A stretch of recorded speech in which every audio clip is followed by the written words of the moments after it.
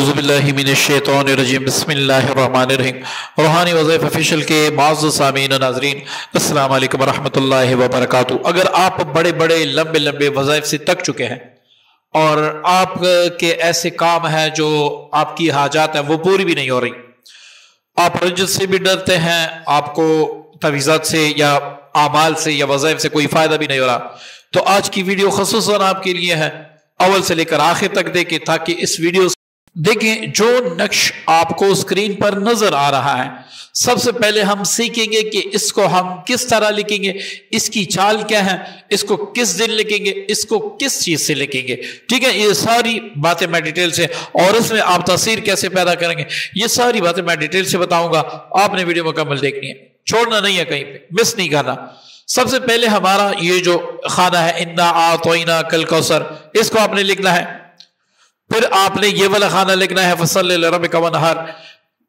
پھر آپ نے جو ہے نا اس والے خانے کو انا شانئک ھو الابتر، انا اعطیناک الکوثر، پھر آپ نے یہ لکھنا ہے فصلی لربک وانحر، پھر آپ نے انا شانئک ھو الابتر لکھنا ہے، پھر آپ نے انا اعطیناک الکوثر یہ لکھنا ہے، یہ پھر لکھنا ہے، سب سے آخر میں آپ نے یہ والا خانہ لکھنا ہے۔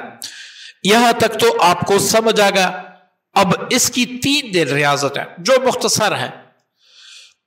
اب یہاں پر آپ ایک بات نوٹ فرما لیں، اگر آپ چاہتے ہیں کہ اس نقش سے میں کروڑوں فائدے لوں، ہمیشہ کی لے لوں، اور ایسے میں لوں کہ دنیا دیکھے کہ بھائی میں نے کیسے کیسے اعمال تیار کر لیے، تو اس نقش کو آپ چاندی پر کندہ کر لیں، چاندی پر لکھ لیں، کسی بھی کیل کی مدد سے، سوئی کی مدد سے آپ اس کو ایسے اس انداز میں آپ چاندی کی تختی بنائیں، اس پر اس کو لکھ لیں۔ ٹھیک ہے، اگر آپ مطلب سمجھتے ہیں کہ بھئی میں نہیں کرنا چاہتا، میں زیادہ فوائد حاصل نہیں کرنا چاہتا، تو آپ کاغذ پر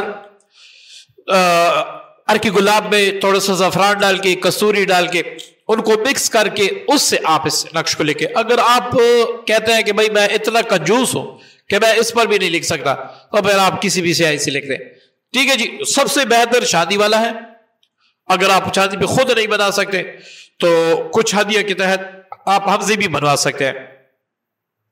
دوسری بات کہ آپ زعفران سے بنائیں گے، آپ کستوری اس میں ڈالیں گے تو وہ بڑا بہتر ہے۔ ٹھیک ہے جی، یہ بھی بہتر ہے، وہ بھی بہتر ہے، لیکن اس میں چاندی والا سب سے بہتر ہے۔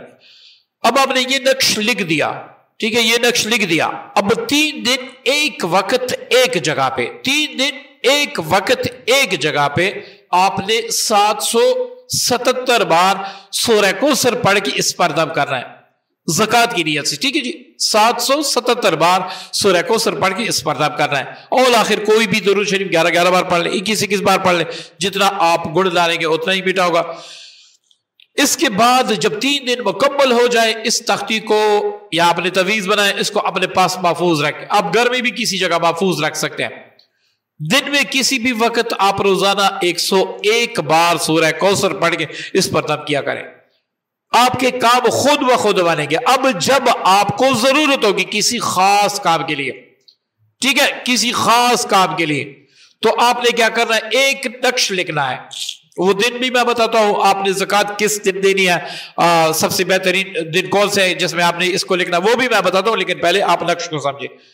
یہاں پر دیکھیں، یہاں پر آپ نے مقصد لکھنا ہے، ٹھیک ہے جی، یہاں پر آپ نے مقصد لکھنا ہے، جو بھی آپ کا مقصد ہو، جس طرح بھی آپ کا مقصد ہو، ٹھیک ہے نا، فلاں بن فلاں کے دل میں میری محبت پیدا ہو، مجھے جاب مل جائے، میری بندش کھل جائے، ٹھیک ہے، کاروباری بندش دفع ہو، یہ جو بھی مقصد ہے آپ کو اپنی زبان عام میں آپ وہ یہاں پر لکھ سکتے ہیں، آسان حروف میں، آسان الفاظ میں۔ ٹھیک ہے جی، اب مسئلہ یہ ہے کہ کس دن ہم اس نقش کو لکھیں، کس دن ہم اس کی زکوٰۃ ادا کریں۔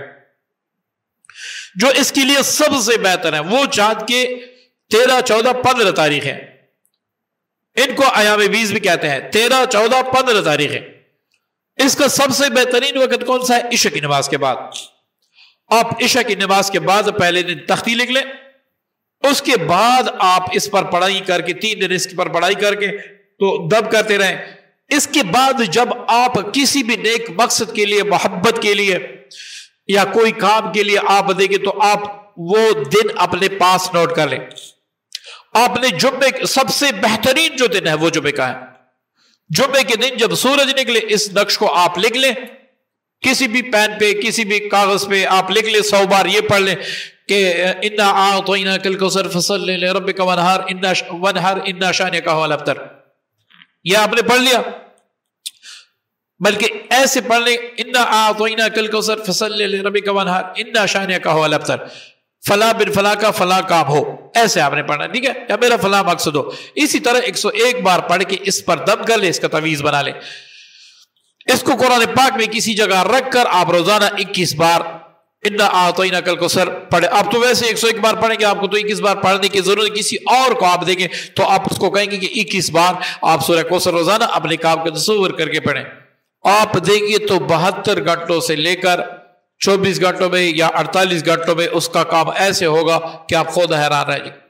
ये एक ऐसा तवीज है, एक ऐसा जबरदस्त अमल है कि इसको आप जब भी करेंगे इसका इतना आप फायदा उठाएंगे कि आप सोच भी नहीं सकते, आपकी तसव्वुर में भी नहीं होगा।